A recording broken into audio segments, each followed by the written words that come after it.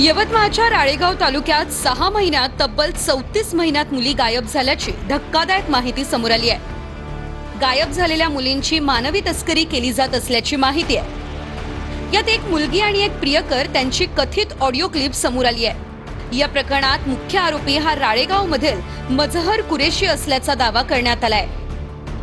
आदिवासी मुलींना आणि त्यांच्या पालकांना पैशांचं आमिष देऊन अशा पद्धतीनं फूस लावली जात असल्याचा आरोप भाजपचे जिल्हाध्यक्ष प्रफुल्ल चव्हाण यांनी केलाय.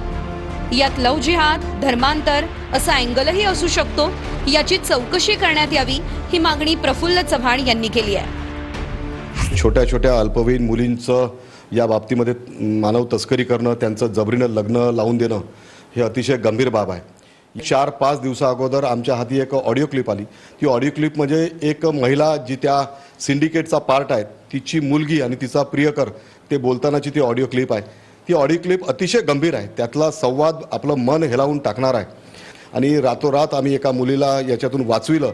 तो ऑडिओ क्लिप आम्ही पोलीस प्रशासनाला दिली आहे. या ऑडिओ क्लिपच्या माध्यमातून जर गेले तर खूप मोठं रॅकेट आपल्या समोर येईल. समोर आलेल्या या कथित ऑडिओ क्लिपमध्ये नेमका संवाद काय आहे तोही पाहूया. चांगलं का पोरीचं काम घेऊन चालली म्हणतो तो पुण्याले. अच्छा अच्छा. हा. एकटीच? एकटीने तर काल 10 जणांना नेणार आहे. शुभम मामा चालला संग. शिवमामा कोण? पोरी काढणारा.